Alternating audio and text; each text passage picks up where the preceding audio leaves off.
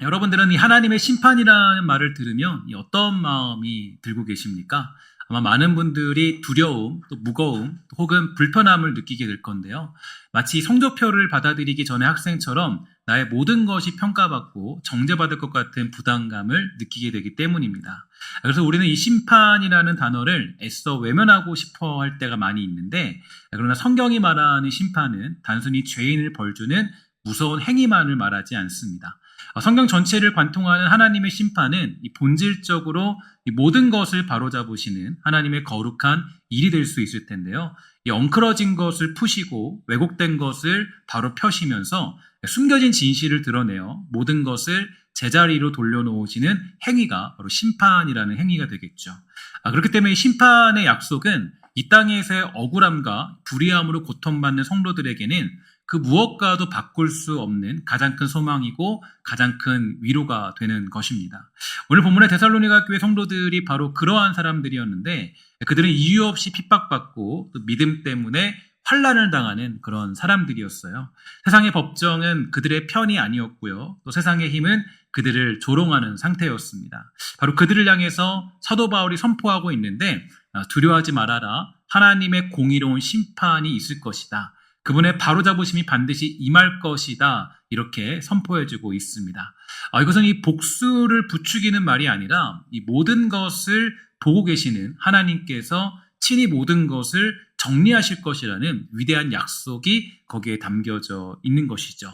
이제 오늘 본문이 말하는 심판의 의미, 즉 바로잡으신다라는 하나님의 성품을 더 깊이 그리고 명확하게 이해하기 위해서 우리는 이 고린도 후서 5장 10절의 말씀을 보게 되면은 더 깊은 말씀으로 심판의 의미들을 깨달을 수 있게 되는데요. 우리 함께 다 같이 읽어보도록 하겠습니다. 시작.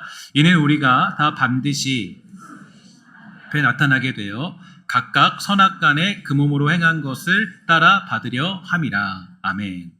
이 구절은 이제 하나님의 최종적인 바로잡으심이 어떤 성격을 가지고 있는지 우리에게 명확하게 설명을 해주고 있는데요. 여기서 우리는 몇 가지 중요한 사실에 주목해 볼 필요가 있게 됩니다. 첫 번째로 볼 것은 뭐냐면 우리가 다 반드시라는 표현이 담겨져 있는데 하나님의 심판은 예외가 없는 것이죠. 믿는 자, 믿지 않는 자를 떠나서 모든 인류가 이 심판대 앞에 서게 될 것입니다. 그러나 이 중요한 것은 믿는 우리에게 이 자리는 구원이냐 멸망이냐를 결정하는 자리가 아니라는 점일 텐데요. 우리의 구원은 이미 예수 그리스도의 십자가 보혈로 말미암아 영원히 확정된 줄 믿습니다. 이미 데살로니가 전서에서 바울은요 이렇게 확신하면서 그들에게 선포해 주었는데 5장 1절을 보면 이렇게 되어져 있어요. 형제들아 때와 시기에 관하여는 너에게 쓸 것이 없다. 주의 날이 밤에 도둑같이 이룰 줄을 너희 자신이 자세히 알기 때문이다. 그들이 평안하다 안전하다 할 그때에 임신한 여자에게 해산의 고통이 이름과 같이 멸망이 갑자기 그들에게 이르리니 결코 피하지 못하리라. 형제들아 너희는 어둠에 있지 아니하매 그들이 도둑같이 너에게 임하지 못하리니 너희는 다 빛의 아들이요 낮의 아들이라. 우리가 밤이나 어둠에 속하지 아니했다라고 얘기하면서 우리들은 이제 그런 심판을 받을 인생이 아니다. 심판대 앞에 서게 될 것이지만 그들처럼 멸망받을 사람들이 아니다라고 선언해주고 있습니다. 바울은 데살로니가 교인들에게 분명히 선포했죠. 우리는 심판을 두려워할 존재가 아니다. 왜냐하면 우리는 이미 밤의 사람이 아니라 낮의 사람이기 때문이라고 명확히 밝혀주고 있습니다. 계속적으로 사도 바울은 데살로니가 교인들에게 선포하고 가르쳤어요. 그러나 아직이에요. 데살로니가 교인들이 불안한 마음을 가지고 있습니다. 아마도 이 초대교회 여러 상황들이 특히 데살로니가 교회가 어떤 부흥하는 가운데 닥쳐오는 여러 가지 핍박들이 그들을 불안하게 만들었던 것 같습니다. 저와 여러분도 그렇죠? 내가 구원받을 수 있을까? 정말로 하나님의 심판이 있을까? 하루가 멀다 하고 고민하며 살아가는 것이 우리들의 모습이에요. 이러한 질문을 던질 때는 내 삶이 복잡할 때입니다. 어려울 때죠. 불안할 때 그러한 구원에 대한 의심이 들 때가 많이 있게 됩니다. 그러나 그러한 때일수록 우리는 이 심판의 의미를 정확하게 알아야 될 텐데 특히 데살로니가 교인들의 가장 큰 이 어떤 이 위기는 잘못된 하나님 나라의 신학적인 문제가 있었고요. 주님의 재림에 관한 잘못된 인식이 문제를 낳고 있는 현실이었기 때문에 언제나 우리는 이 주님의 재림과 그 마지막 때에 관한 온전한 개념을 가지고 있어야만 됩니다. 그래서인지 지난번에 제가 이제 그 요한계시록을 이제 여러분들과 함께 나누면서 묵상하며 보내게 되었는데요.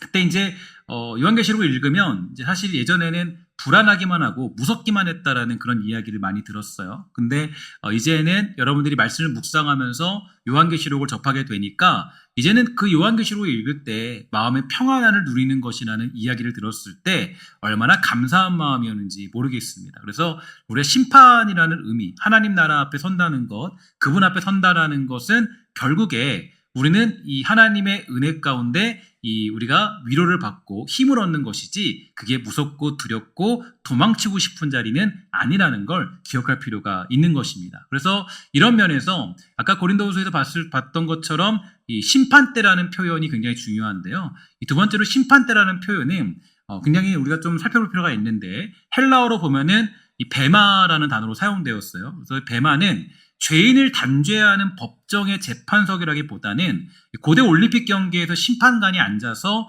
선수들의 경기를 평가하고 승리자에게 월계관을 씌워주던 시상대의 의미와 같은 것입니다. 그래서 이 자리는 뭐냐면 우리의 구원을 뺏고 빼앗기는 공포의 자리가 아니라 우리의 인생이라는 경주가 어떠했는지를 평가받고 거기에 합당한 상과 영광을 받게 되는 결산의 자리를 의미하는 것이고 시상의 자리를 의미하는 것이겠죠. 그러니까 우리는 심판을 두려워하지 않는 이유가 여기에 있는 거예요. 내가 나중에 심판대 앞에 선다라고 하면 두렵고 떨리고 무섭고 야 어떡하지? 라는 생각이 들겠지만 사실 이 시상대, 이 심판대는 시상대와 같은 것이기 때문에 우리가 상 받는 자리로서 그 자리에 가게 되는 것입니다. 그러니까 여러분들과 저는요, 이 심판을 두려워할 의미가 없겠죠. 그래서 이 축구를 보다 보면 정말로 많은 반칙들이 나오기도 합니다. 그러나 결국에 그 모든 반칙들 가운데 억울한 순간에도 우승을 하게 되는 팀들이 있어요.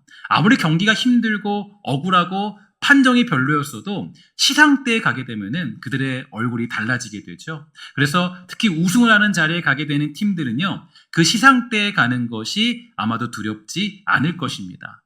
우리에게 있는 심판대가 바로 그런 곳이에요. 무섭고 두려운 곳이 아니라는 거죠. 이미 우리는 시상대에 가기로 약속되어 있는 그런 사람들입니다. 다만 중요한 것은 스스로 나 자신이 시상대에 사는 자로서 부끄러움 없이 살아가는 인생을 살아가는 것이 중요하겠습니다. 세 번째로 이제 그 평가 기준에 대해서 얘기하는데 평가 기준은 선악간의 금오물에 한 것이다 이렇게 되어져 있는데요. 여기 선악이라는 것은 구원을 받을 만한 선한 행위와 지옥에 갈 만한 악한 행위를 나누는 기준을 말하지 않습니다. 여기서 이 악은 가치 없는 것, 쓸모없는 것, 헛된 것을 의미하는데 하나님께서는 우리의 삶을 평가하실 때 우리의 행위가 하나님의 영광을 위한 가치 있는 것이었는지 아니면 자기 만족과 세상의 자랑을 위한 헛된 것이었는지를 판단하시는 하나님일 뿐이라는 거죠. 우리의 모든 동기와 중심이 불꽃 같은 눈으로 감찰되어서 그 본질이 드러나는 자리, 거기가 바로 그리스도의 심판대라고 얘기할 수가 있습니다. 이 고린도후서의 말씀을 통해서 우리는 오늘 우리가 만나게 되는 데살로니가 후서가 말하는 심판이 주는 깊은 의미를 조금 더 깊이 깨달을 수 있게 되는데요. 이 하나님께서 환난을 주시는 어떤 자들에게 환난으로 갚으시는 것은 그들의 삶이 하나님 없이 쌓아 올린 헛된 것이었다는 것을 만천하에 드러내는 필연적인 결과가 되는 것입니다. 그래서 반대로 환난받는 성도들에게 안식으로 갚으시는 것은 그들의 눈물과 인내가 하나님 보시기에 가장 가치 있는 것이었다는 것을 인정받고 영원한 상급으로 주어지는 영광스러운 결산을 얘기해주고 있는 거죠. 자, 이제 이 결산과 시상의 관점을 가지고 다시 오늘 읽었던 본문 5절을 한번 보도록 하겠습니다. 함께 다 같이 읽도록 할게요. 시작. 이는 하나님의 공의로운 심판의 표요 너희로 하여금 하나님 나라에 합당한 자로 여김을 받게 하려 함이니. 아멘. 자, 이제 우리가 지금까지의 말씀을 통해서 깨달을 수 있는 것, 이 말씀이 얼마나 큰 위로가 되는지 여러분 볼 수 있겠습니까? 바울은 데살로니가 성도들이 겪는 환난이 장차 있을 하나님의 공의로운 심판의 표, 즉 증거라고 얘기해주고 있습니다. 이것은 대단히 혁명적인 선언이죠. 이 땅의 눈으로 보면 그들의 고난은 실패의 증거고 저주의 증거처럼 보였어요. 그러나 믿음의 눈으로 보니까 그 고난이야말로 그들이 이 땅에 속한 자가 아니라 하나님 나라에 속한 자라는 것을 명백하게 보여주는 증거라고 얘기해주고 있다라는 거죠. 우리 함께 고린도후서 6장 8절 이하 말씀을 함께 읽어보도록 하겠습니다. 시작. 우리는 속이는 자 같으나 참되고 무명한 자 같으나 유명한 자요. 죽은 자 같으나 보라 우리가 살아있고 징계를 받는 자 같으나 죽임을 당하지 아니하고 근심하는 자 같으나 항상 기뻐하고 가난한 자 같으나 많은 사람을 부요하게 하고 아무것도 없는 자 같으나 모든 것을 가진 자로다. 아멘. 우리가 당하는 고난과 환난과 죽은 것 같은 그 인생, 그것들이 오히려 우리가 그리스도인이라는 것을 증명해주고 있다라고 성경은 가르쳐주고 있는 것이죠. 왜냐하면 세상은 자기의 것을 자랑합니다. 사랑하죠. 만약 우리가 이 땅의 가치관을 따라 적당히 타협하며 살아간다면 세상은 우리를 박해할 이유가 없고 고난을 줄 이유가 없을 거예요. 그러나 우리가 하나님 나라의 법을 따라 진실하게 살려고 몸부림칠 때 세상은 우리를 그냥 두지 않고 미워하고 핍박하게 되어 있습니다. 악한 자는 그런 것 같아요. 여러분들이 은혜를 받고 나면 그 은혜를 유지하도록 그냥 두지 않죠. 오늘 예를 들어서 우리가 이 설교 말씀을 통해서 예배를 통해서 우리가 어떤 은혜를 경험했다면 밖에 나가자마자 우리를 그냥 두지 않을 겁니다. 나가자마자 우리가 화나게 만들고 열받게 만들고 하나님을 섬길 수 없게 만들고 때로는 어떤 관계의 문제 속에도 괴롭게 만들고 악한 자는 여러분들이 은혜를 유지하도록 두지 않는다라는 거예요. 그러므로 성도가 믿음 때문에 겪는 고난은 내가 지금 올바른 길을 가고 있다라는 영적인 성신호와 같은 것이죠. 나의 삶이 장차 그리스도의 심판대 앞에서 가치 있는 것으로 인정받는 영광스러운 과정 속에 있다라는 가장 확실한 증거가 바로 나에게 아직 고난이 존재하고 있다라는 것입니다. 여러분, 고달픔을 무엇으로 여기고 계십니까? 불평거리로 여기고 계신가요? 아닙니다. 그것은 여러분의 하나님의 자녀라는 자랑이 되는 것이고 여러분의 인생이 썩어 없어질 이 땅의 것이 아니라 영원한 하나님 나라를 위해서 쓰임받고 있다라는 영광스러운 훈장이 되어야만 할 것이죠. 데살로니가 교회가 처한 상황을 보면은 이렇게 얘기해주고 있습니다. 4절에 보니까 이렇게 얘기하고 있죠. 그러므로 너희가 견디고 있는 모든 박해와 환난 중에서 너희 인내와 믿음으로 말미암아 하나님의 여러 교회에서 우리가 친히 자랑하노라. 바울이 자랑하는 것은 그 교회가 잘 되고 있고 대단한 건물을 지었고 사람들이 많이 모였기 때문에 자랑하는 것이 아니라 너희 중에 환난이 있기 때문에 그러한 중에도 믿음과 그 인내로 말미암아 너희가 그 길을 걷고 있는 것이 나는 자랑스럽다라고 그렇게 얘기하는 사도 바울의 이야기에 우린 귀를 기울여야만 하는 것이에요. 그들은 모든 박해와 환난 중에서 견디고 있었다라고 증언하고 있죠.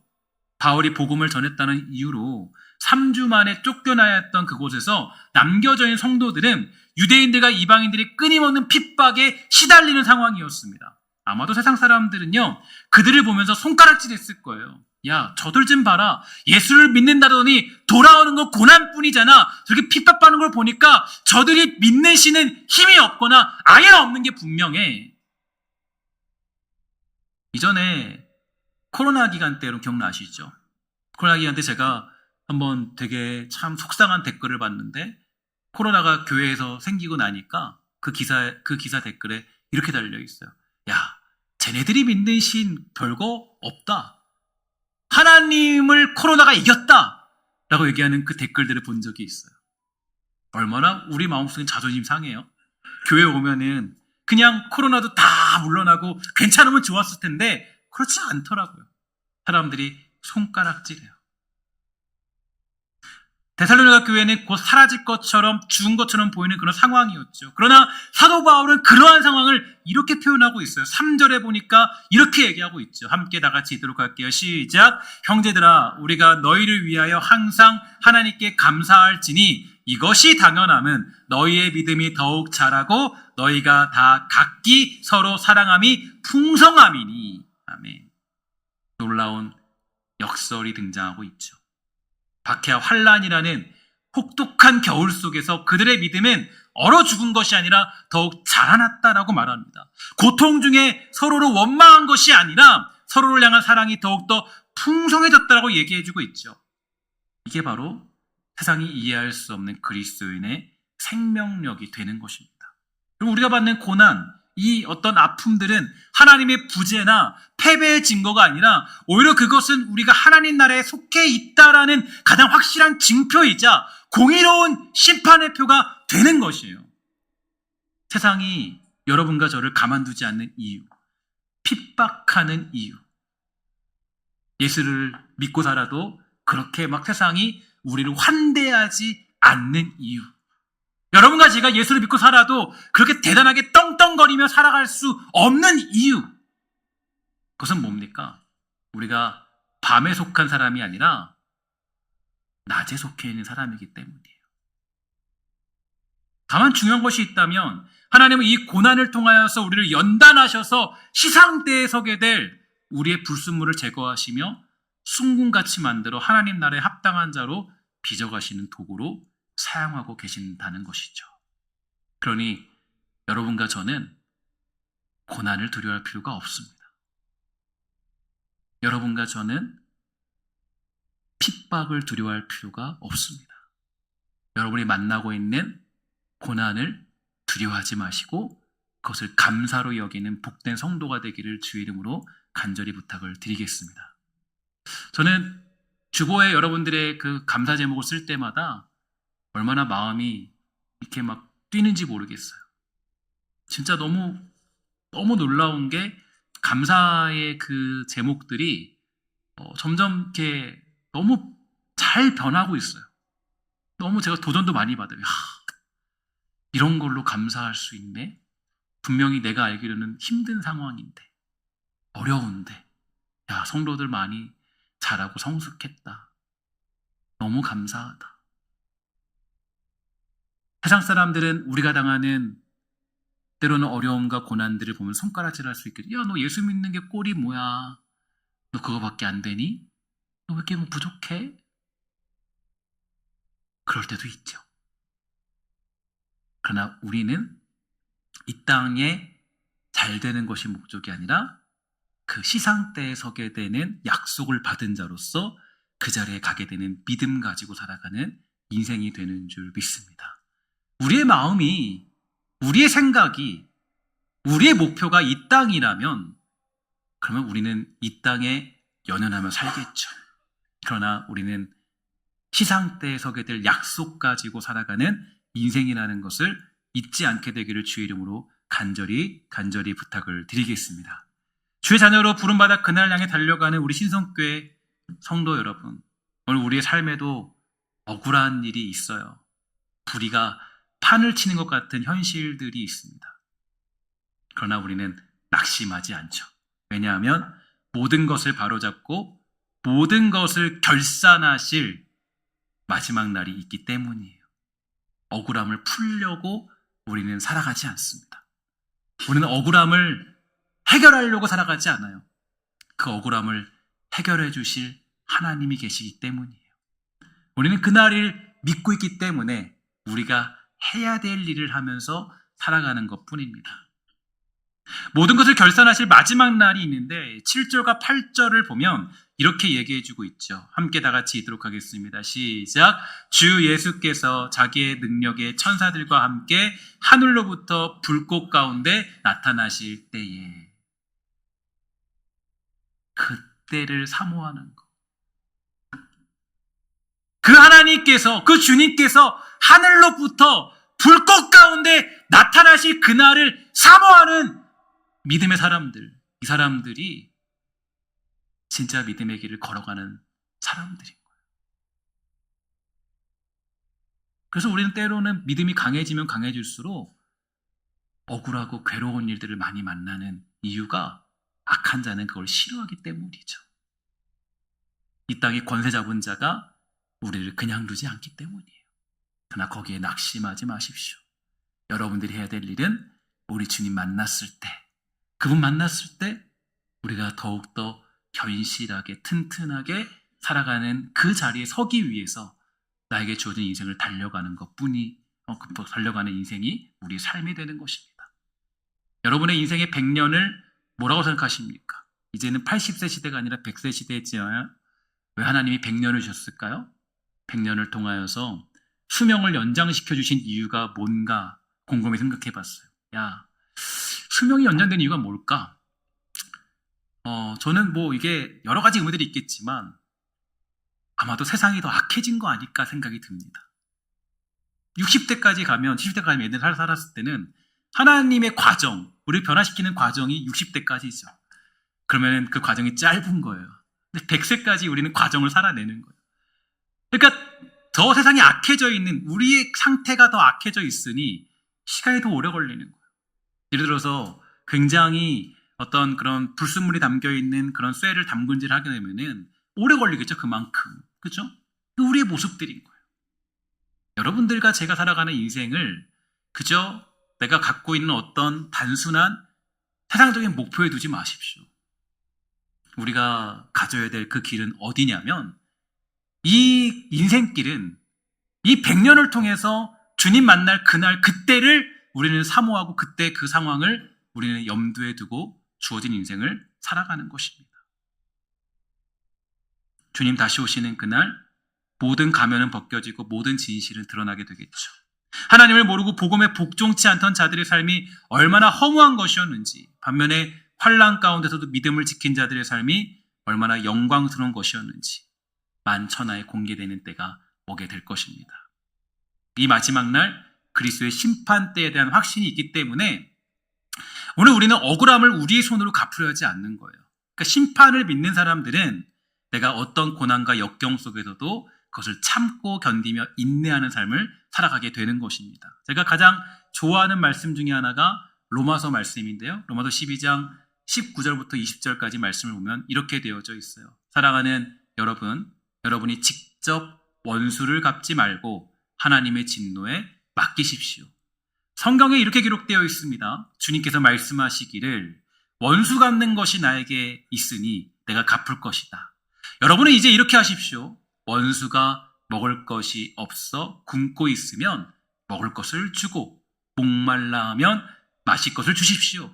그렇게 하는 것은 그의 머리 위에 숯불을 쌓는 것이기 때문입니다. 이게 우리가 가야 될 길의 전부예요. 이 땅에서 우리가 걸어가야 될 길의 전부가 여기에 남겨져 있습니다. 우리가 뭐 대단하고 엄청나고